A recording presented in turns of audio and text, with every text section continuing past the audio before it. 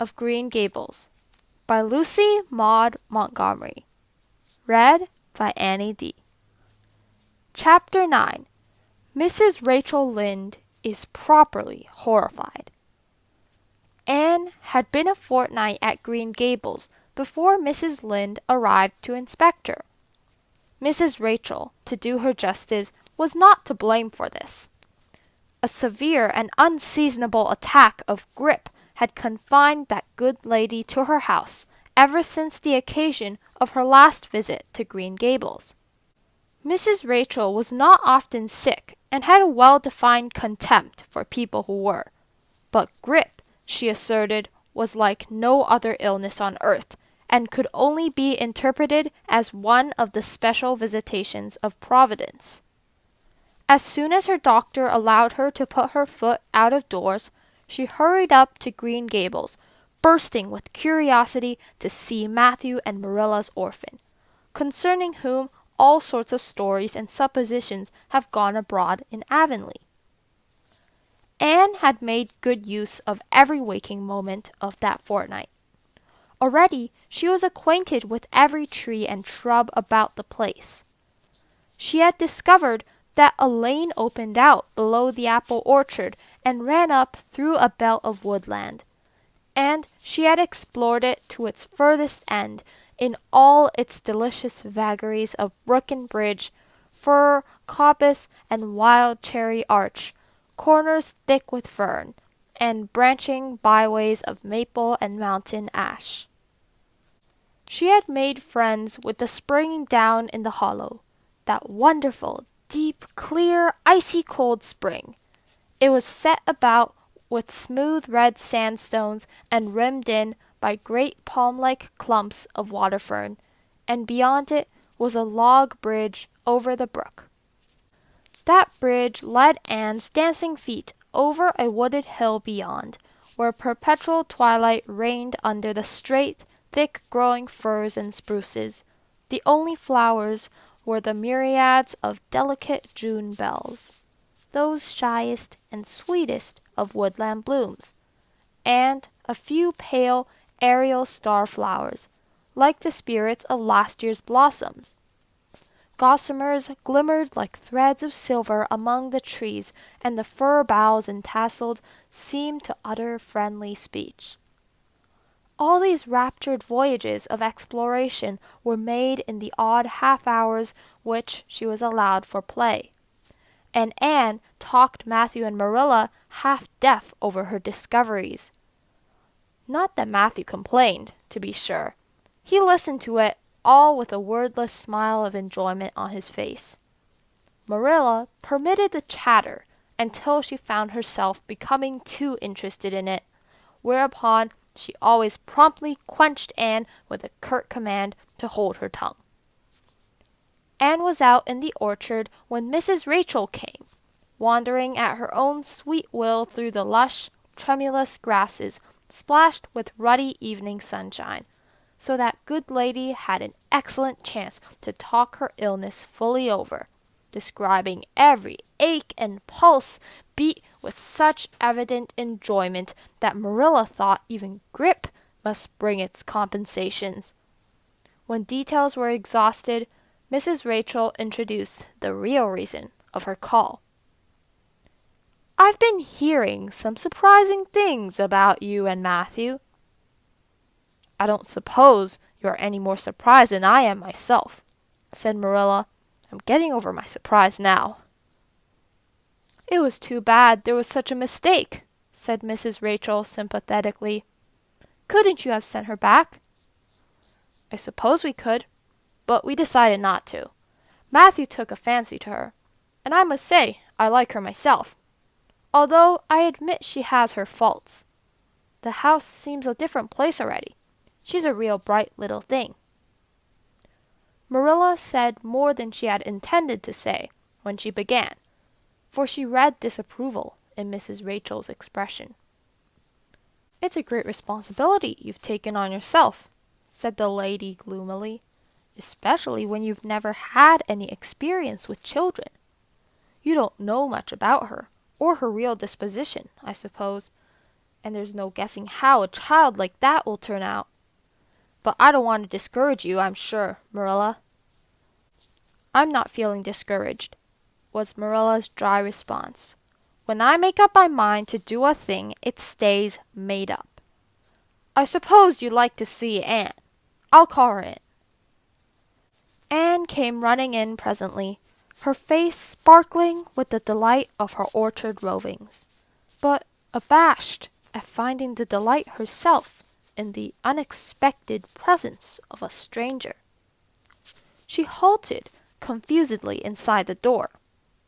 She certainly was an odd-looking creature in the short, tight, wincey dress she had worn from the asylum, below which her thin legs seemed ungracefully long. Her freckles were more numerous and obtrusive than ever. The wind had ruffled her hatless hair into over-brilliant disorder. It had never looked redder than at that moment. "Well, they didn't pick you for your looks, that's sure and certain," was Mrs. Rachel Lynde's emphatic comment. Mrs. Rachel was one of those delightful and popular people who pride themselves on speaking their mind without fear or favor. "She's terrible skinny and homely, Marilla.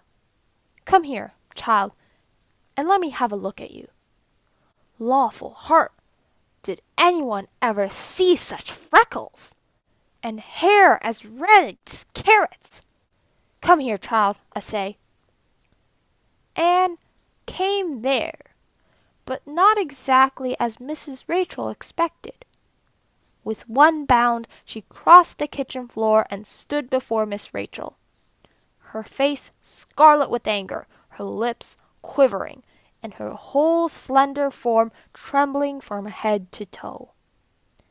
"I hate you," she cried in a choked voice, stamping her foot on the floor. "I hate you, I hate you, I hate you."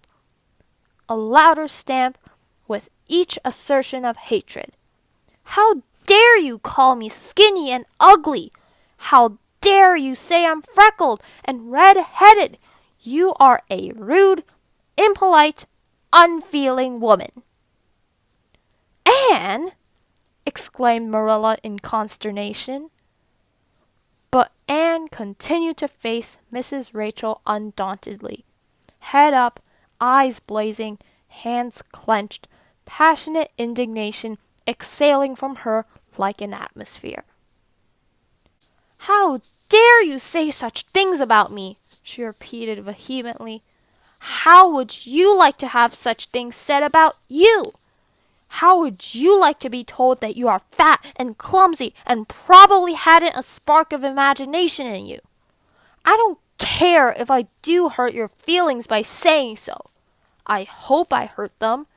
You have hurt mine worse than they were ever hurt before, even by Mrs. Thomas's intoxicated husband, and I'll never forgive you for it. Never, never." "Did anybody ever see such a temper?" exclaimed the horrified Mrs. Rachel. "Anne, go to your room and stay there until I come up," said Marilla, recovering her powers of speech with difficulty. Anne, bursting into tears, rushed to the hall door, slammed it until the tins on the porch wall outside rattled in sympathy, and fled through the hall and up the stairs like a whirlwind. A subdued slam above told that the door of the east gable had been shut with equal vehemence. "Well, I don't envy you your job bringing that up, Marilla," said Mrs. Rachel with unspeakable solemnity. Marilla opened her lips to say she knew not what of apology or deprecation. What she did say was a surprise to herself then and ever afterwards. "You shouldn't have twitted her about her looks, Rachel." "Marilla Cuthbert, you don't mean to say that you are upholding her in such a terrible display of temper as we've just seen?" demanded Mrs. Rachel indignantly. "No," said Marilla slowly. "I'm not trying to excuse her. She's been very naughty, and I'll have to give her a talking to about it. But we must make allowances for her. She's never been taught what is right, and you were too hard on her, Rachel." Marilla could not help tacking on that last sentence, although she was again surprised at herself for doing it. Mrs. Rachel got up with an air of offended dignity. "Well, I see that I'll have to be very careful about what I say after this, Marilla, since the fine feelings of orphans brought from goodness knows where have to be considered before anything else.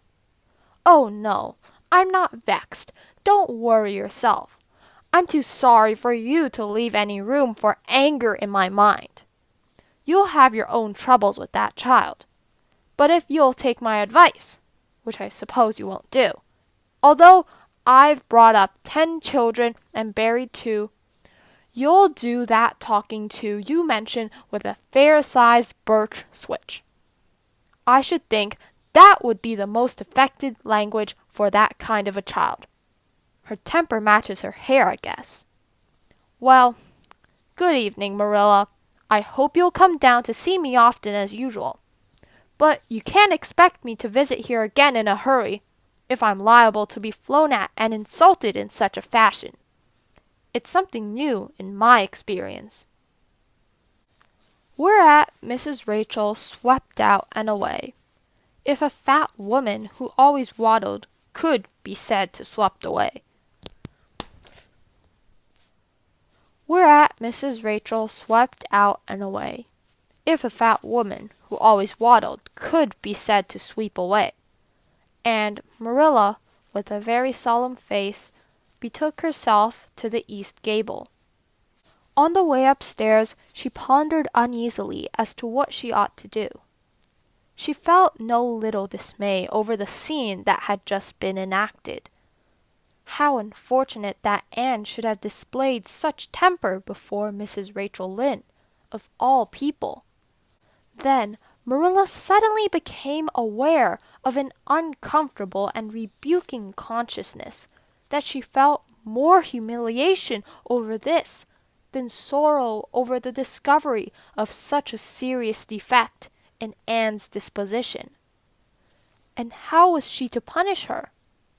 The amiable suggestion of the birch switch, to the efficiency of which all of Mrs. Rachel's own children could have borne smarting testimony, did not appeal to Marilla. She did not believe she could whip a child.